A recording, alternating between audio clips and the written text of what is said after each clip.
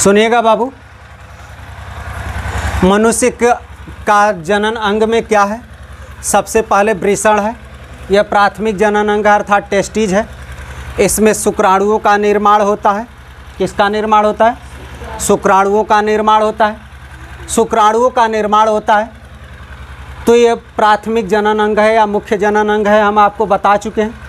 अभी शुक्राणुओं को, यह शुक्राणु जो होते हैं सहायक या द्वितीयक जनन अंग में पहुंचते हैं। कहाँ पहुंचते हैं? सहायक या द्वितीयक जनन अंग में पहुंचते हैं। तो सहायक और द्वितीयक जनन अंग में सहायक नलिका कौन सा है? वृषण नाल में है। अर्थात आपका इसमें से जो स्पर्म निकला कहाँ पहुंचा? वृषण नाल में पहुंचा। वृषण नाल से होते हुए शुक्रवाहिका में पहुंचा। शुक्रवाहिका से अधिवृषण में पहुंचा। उसके बाद से शुक्रवाहक में पहुंचा। उसके बाद से अस्खलन वाहिनी में पहुंचा। समझ में आ गया? कहाँ पहुंचा? अस्खलन वाहिनी पर पहुंचा। अब यहाँ अस्खलन वाहिनी से शुक्राणु निकल करके लास्ट में कहाँ पहुंचा? शिश्न में पहुंचा, पेनिस में पहुंचा और यह जा करके फैलोपियन नलिका में पहुंचा देता है और वहीं स्पर्म अर्थात शुक्राणु का निषेचन होता है। समझ में आ गया? अब गौर से समझिएगा, यहाँ सहायक ग्रंथि का क्या कार्य है? सहायक ग्रंथि जो तीन है आपका, प्रोटेस्ट ग्रंथि है, वल्बोइरोथ्रल ग्रंथ है और शुक्राशय।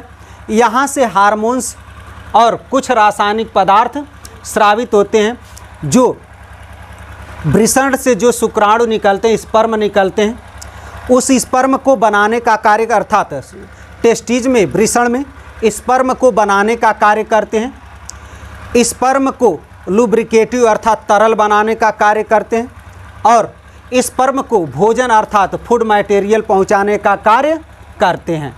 समझ में आ गया कि नहीं आ गया? इनका यही कार्य है। क्लियर हो गया? अब इनको एक एक करके हम लोग पढ़ते चलते हैं।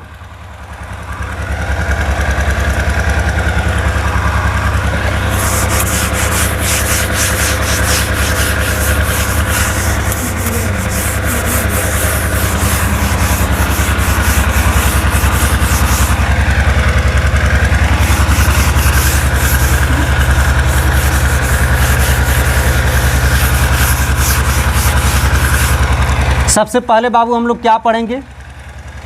हम लोग सबसे पहले वृषण पढ़ेंगे। क्या पढ़ेंगे? वृषण अर्थात टेस्टिज पढ़ेंगे। क्या पढ़ेंगे? टेस्टिज पढ़ेंगे। लेकिन वृषण को पढ़ने से भी पहले एक चीज़ और हम लोग पढ़ेंगे। वृषण को पढ़ने से भी पहले एक चीज़ और पढ़ेंगे। क्या पढ़ेंगे हम लोग? वृषण कोश पढ़ेंगे। अर्थात यह वृषण किस में रुका हुआ है। तो हम यदि वृषण कोश पढ़ लेंगे तब हम वृषण से शुरू करेंगे। तो हम आज क्या पढ़ेंगे बाबू? वृषण कोश।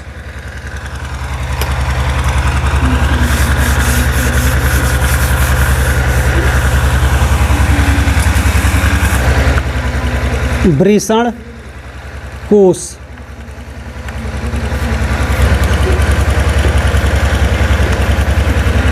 स्क्रोटम या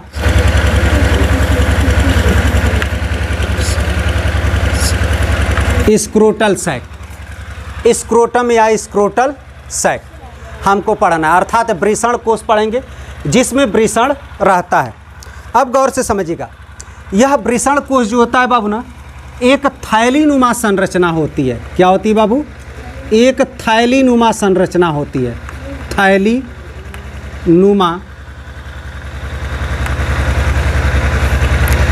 अर्थात पाउच,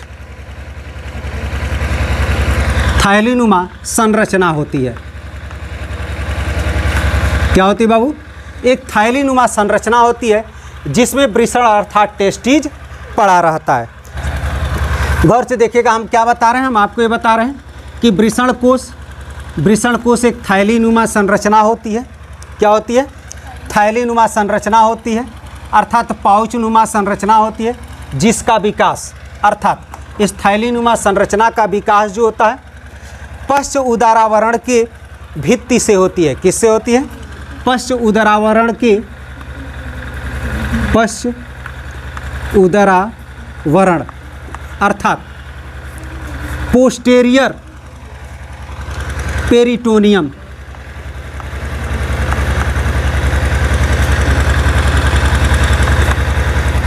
पोस्टेरियर पेरिटोनियम,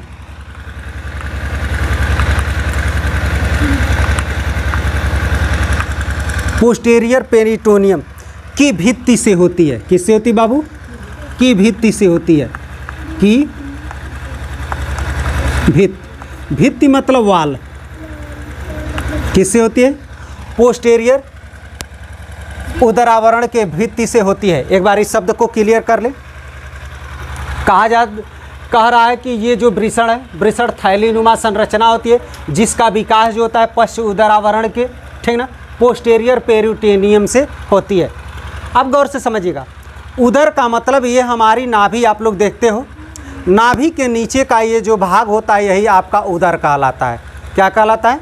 नाभि के नीचे का जो भाग होता है यही उदर कहलाता है, अर्थात यही आपका पेरिटोनियम कहलाता है। समझ में गया? तो ये नाभि के ऊपर वाला भाग जो होता है यह अग्र उदरावरण होता है। क्या होता है? अग्र उदरावरण होता है। और नाभिक से जैसे नीचे हम बढ़ेंगे इसी को हम क्या कह देते हैं बाबू? पश्च उदरावरण कह देते हैं। क्या शब्द आप लोग को क्लियर हो रहा है? बहुत बढ़िया। अगर यहाँ तक क्लियर हो गया तो अब आइए, और इसी में वृषण का विकास होता है। किसका विकास होता है बाबू? वृषण का विकास होता है। अब गौर से देखिएगा, जब हम माता के पेट में होते हैं, कहाँ होते हैं? माता के पेट में होते हैं, तो वृषण का जो विकास होता है वह एब्डोमिनल कैविटी में होता है। किस में होता है? एब्डोमिनल कैविटी में होता है।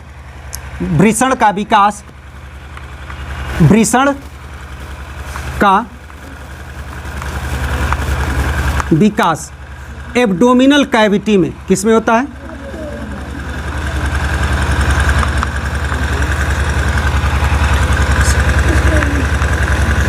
एब्डोमिनल कैविटी में होता है। किस में होता है बाबू?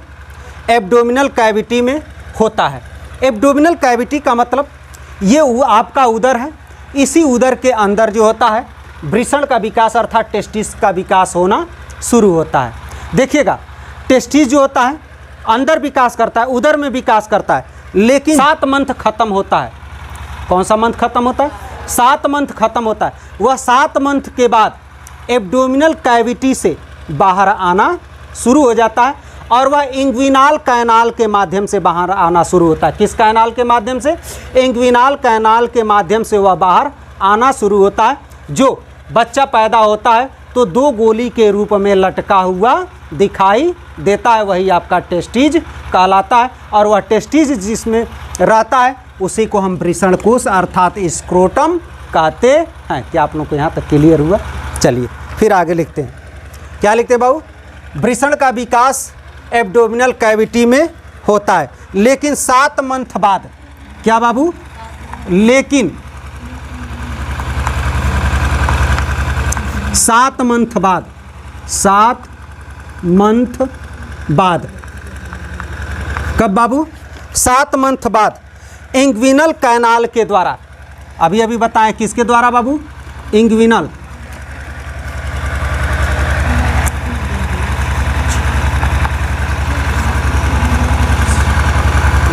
इंग्विनल कैनाल के द्वारा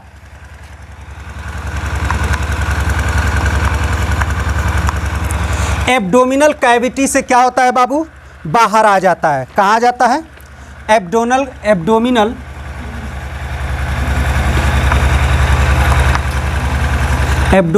कैविटी से बाहर आ जाता है। एब्डोमिनल कैविटी से कहाँ जाता है बाबू? बाहर आ जाता है। समझ में गया? तथा दोनों टांगों के बीच में यह लटका रहता है। क्या होता है बाबू? दोनों टांगों के बीच में लटका रहता है, अर्थात दोनों टांगों के बीच में उतर आता है। दोनों टांगों के बीच में उतर आता है। कहाँ उतर आता है बाबू? दोनों टांगों के बीच में उतर आता है। यहाँ तक तो हम जान गए। यहाँ तक कोई परेशानी? बोलिएगा आप लोग, समझ में? अब गौर से समझिएगा, यह जो होता है आपका वृषण कोश में जो आपका वृषण होता है, टेस्टिज होता है, यह दोनों टांगों के बीच में शरीर से बाहर उतर आता है, ऐसा क्यों? बोलिएगा आप लोग। दोनों टांगों से नीचे बाहर की ओर उतर आता है, ऐसा क्यों? ऐसा इसलिए होता है कि मनुष्य के शरीर का तापमान कितना होता है बाबू? 37 डिग्री सेंटीग्रेड होता है। कितना होता है तापमान? तापमान 37 डिग्री सेंटीग्रेड होता है। समझ में गया? लेकिन जो वृषण में अर्थात टेस्टिज में जो शुक्राणु होते हैं, स्पर्म होते हैं, उसको परिपक्व होने के लिए शरीर के तापमान से 2 से 2.5 डिग्री सेंटीग्रेड तापमान कम चाहिए। अर्थात मनुष्य के शरीर का तापमान हम जानते हैं 37 डिग्री सेंटीग्रेड होता है। समझ में गया? तो जो वृषण है, उस वृषण का जो तापमान होगा 37 डिग्री सेंटीग्रेड से कम होगा। तो कितना कम होगा? या तो 2 डिग्री सेंटीग्रेड कम होगा, या तो 2.5 डिग्री सेंटीग्रेड, अर्थात 2 से 2.5 डिग्री सेंटीग्रेड तक कम होता है। और ऐसा क्यों होता है? ऐसा इसलिए होता है कि वृषण अर्थात टेस्टिज में जो शुक्राणु होते हैं अर्थात स्पर्म होते हैं, उसको परिपक्व होने के लिए ऐसा होता है। इसीलिए प्रकृति ने इसको शरीर से बाहर बनाई है। गर्मियों के समय में जैसे शरीर का टेम्परेचर बढ़ता है, ठीक ना, देखिए प्रकृति की अजीब लीला, वह और लटक जाती है। क्या होती है? और लटक जाती है। और जैसे ही जाड़े का समय आता है, वह सिकुड़ करके शरीर के अंदर तक चला जाता है, अर्थात शरीर से टच कर जाता है, अर्थात उसका टेम्परेचर एकदम बरकरार बना हुआ होता है। समझ में आया कि नहीं आया? तो इसका यही मेन रीज़न होता है। तो हम लिख ले बाबू। अब देखिएगा, इसको यहाँ से लिख ले। क्यों? इस वाले भाग को आप यहाँ से मानिएगा, ठीक। अब आइए, अब आपको बता रहे हैं वृषण कोश का तापमान कितना रहता है बाबू? वृषण कोश का टेम्परेचर शरीर के टेम्परेचर से, क्या बाबू? शरीर के टेम्परेचर से 2 से 2.5 डिग्री सेंटीग्रेड क्या होता है बाबू? कम होता है। ऐसा क्यों होता है? ऐसा इसलिए होता है कि जो शुक्राणु होते हैं या स्पर्म होते हैं, वह परिपक्व होता है। ऐसा क्यों होता है? क्योंकि शुक्राणुओं का क्या बाबू? हाँ, शुक्राणु स्पर्म लिख दे रहे हैं, स्पर्म परिपक्व होता है, परिपक्व होता है। जो हमारा वृषण कोश होता है ना, उस वृषण कोश के बीच में, क्या बाबू? जो हमारा वृषण कोश होता है, उस वृषण कोश में एक पट्टी होती है। क्या होती है? एक पट्टी होती है, अर्थात रेखित पेशी होती है। समझ में आ गया? उस रेखी पेशी को हम स्क्रोटल सेप्टम कहते हैं, जिसके वजह से वह वृषण को 2 भागों में बांटे रहता है, अर्थात एक गोली इधर और एक गोली इधर, जिसको हम लोग टेस्टिज के नाम से जानते हैं। समझ में आ गया? तो हम लिख लें, वृषण कोश के बीच में, वृषण कोश के बीच में एक पेशी स्तर होती है, एक पेशी स्तर होती है। क्या होती है बाबू? पेशी स्तर होती है, जिससे स्क्रोटल सेप्टम कहते हैं। क्या कहते हैं बाबू? स्क्रोटल सेप्टम, स्क्रोटल सेप्टम कहते हैं। बुक देखिए, बुक में लिखा होगा लाइन से। अगर बुक आप लोग लिए हैं तो देखिए एकदम लाइन से, जिस तरह से बुक में दिया है उसी तरह से लाइन बाय लाइन। यदि अरिहंत प्रकाशन की आपकी बुक है तो, या किसी भी प्रकाशन की बुक हो, एक पॉइंट इधर उधर हो सकता है, लेकिन यदि अरिहंत प्रकाशन की बुक है तो लाइन बाय लाइन एकदम अरिहंत प्रकाशन से बताते चल रहे हैं। समझ में आ गया कि नहीं आ गया? तो स्क्रोटम सेप्टम कहते हैं। क्या कहते हैं बाबू? स्क्रोटम सेप्टम कहते हैं। और यह क्या करता है बाबू? जिसके दोनों तरफ, स्क्रोटम सेप्टम कहते हैं, जिसके दोनों तरफ क्या होते हैं? वृषण होते हैं, जिसके दोनों तरफ वृषण होते हैं। वृषण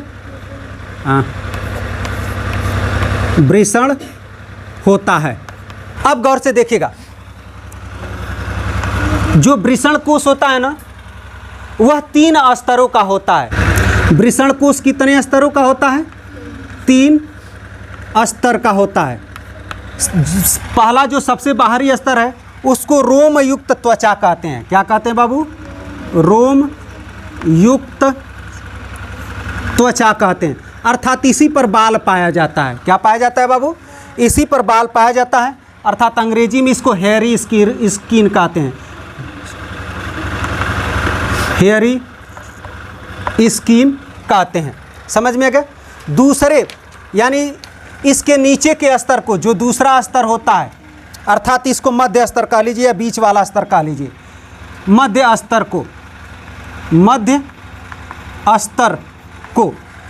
संयोजी उत्तक कहते हैं। क्या कहते हैं बाबू? संयोजी उत्तक कहते हैं। संयोजी उत्तक स्तर अर्थात connective tissue layer, connective tissue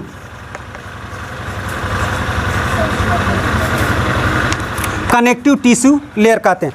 और सबसे अंदर की जो लेयर होती है, क्या बाबू? तीसरी जो सबसे अंदर की लेयर होती है उसको डार्टोस पेशी स्तर कहते हैं। क्या कहते हैं? डार्टोस पेशी स्तर कहते हैं। पेशी स्तर कहते हैं।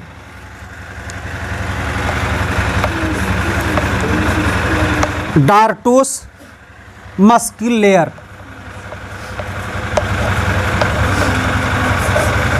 मस्किल लेयर कहते हैं। समझ में गया? अब गौर से देखिएगा, जो डार्टोस पेशी स्तर होती है ना, यह अरेखित पेशियों की बनी होती है। किसकी बनी होती है बाबू? अरेखित पेशीय तंतुओं की बनी होती है। तो लिख दें, जो ये डार्टोस पेशी स्तर होती है यह अरेखित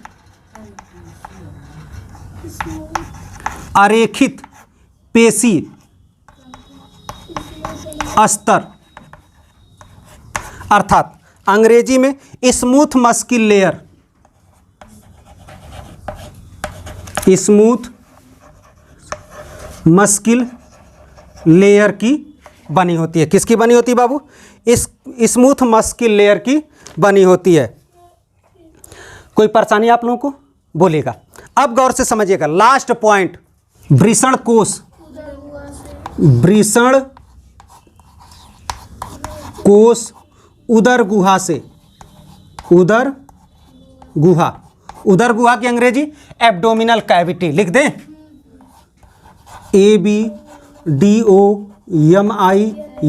abdominal cavity, CAVITY, abdominal cavity से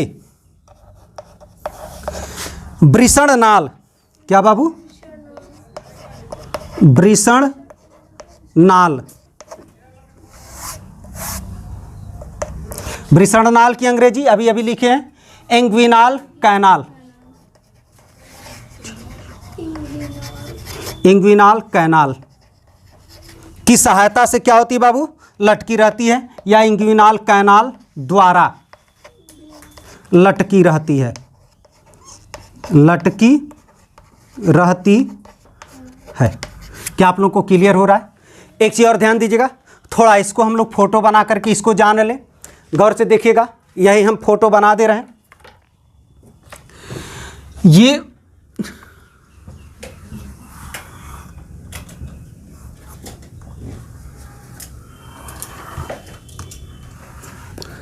ये दोनों बराबर है। क्या है? दोनों बराबर है, छोटा बड़ा नहीं है।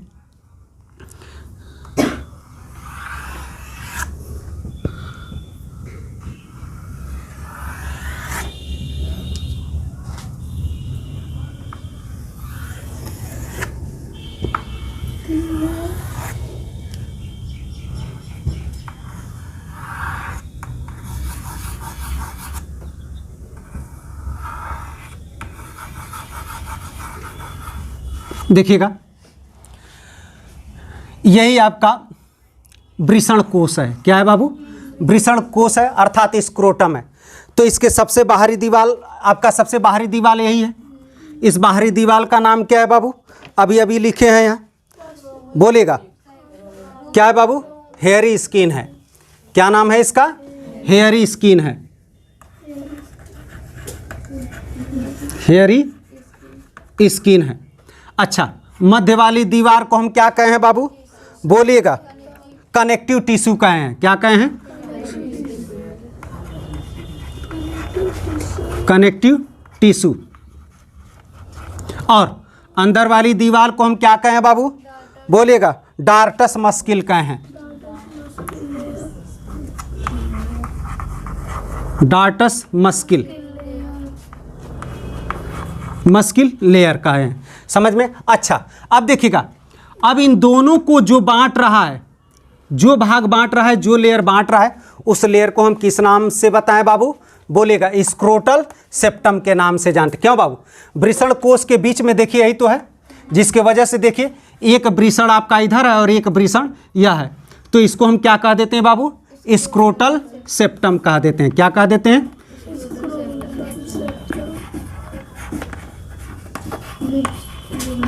स्क्रोटल सेप्टम कह देते हैं। क्या आप लोगों को क्लियर हुआ? कोई परेशानी?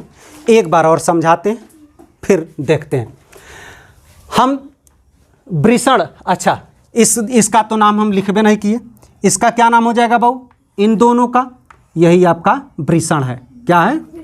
वृषण अर्थात टेस्टीज है। क्या है? टेस्टीज है। तो हम सबसे पहले क्या पढ़ रहे हैं बाबू? इस वृषण कोश के बारे में पढ़ रहे हैं। किसके बारे में पढ़ रहे हैं? वृषण कोश के बारे में पढ़ रहे हैं, जिसमें वृषण रुका हुआ है। तो वृषण कोश हम आपको बता रहे हैं, कह रहे हैं कि वृषण कोश जो होता है एक थैलीनुमा अर्थात पाउचनुमा संरचना होती है। और इस पाउचनुमा संरचना का विकास जो होता है वह पश्च उदरावरण से अर्थात पोस्टेरियर पेरिटोनियम की भित्ति से अर्थात दीवार से होती है। समझ में आ गया? वृषण का विकास जो होता है वह एब्डोमिनल कैविटी में होता है। कहाँ होता है बाबू? एब्डोमिनल कैविटी में होता है। लेकिन जैसे बच्चा माता के गर्भाशय में 7 महीने का हो जाता है तो वह एब्डोमिनल कैविटी से इंग्विनल कैनाल के सहायता से, क्या बाबू? इंग्विनल कैनाल के सहायता से या इंग्विनल कैनाल द्वारा, इंग्विनल कैनाल की अंग्रेजी वृषण नाल है, इंग्विनल कैनाल द्वारा एब्डोमिनल कैविटी से बाहर आ जाता है और दोनों टांगों के बीच में लटक जाता है। कहाँ लटक जाता है बाबू? दोनों टांगों के बीच में लटक जाता है। ऐसा क्यों होता है?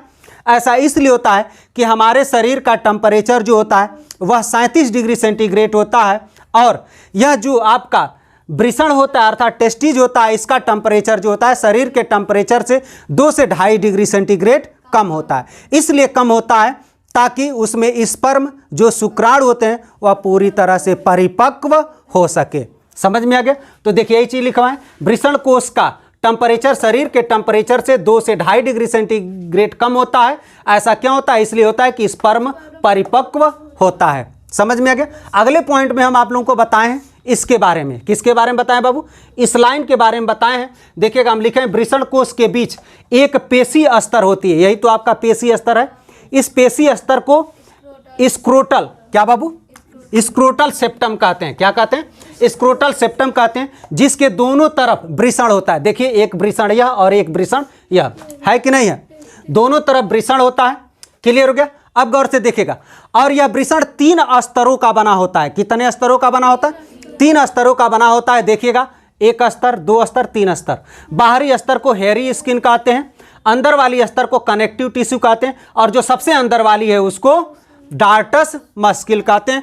और सबसे अंदर जो गोल सी संरचना दिखाई देती है उसी को क्या कह देते हैं? वृषण कहते हैं। तो देखिएगा, जो गोल सी संरचना है आपका उदर यानी वृषण कोश उदर गुहा, गौर वृषण कोश से उदर गुहा जो होती है अर्थात एब्डोमिनल कैविटी से जो होती है वृषण नाल अर्थात इंगिनाल कैनाल द्वारा क्या होती है बाबू? लटकी होती है। यही तो आपका वृषण कोश है। क्या है? यही वृषण कोश है। बोलिएगा, वृषण कोश यही है टोटल।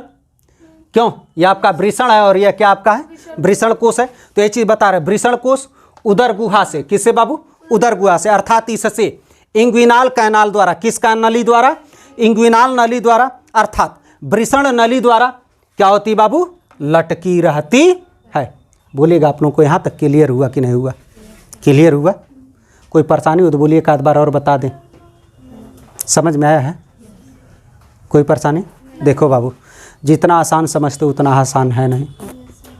समझ में आ गया? अन्य जगहों पर कहीं भी पढ़ोगे शायद वो लोग बता पाएँ। एक ही चीज़ करेंगे, आपको कहेंगे किताब खोला और लिख ला। जान गए? तो क्या आप लोगों को लिखवा दें? क्यों?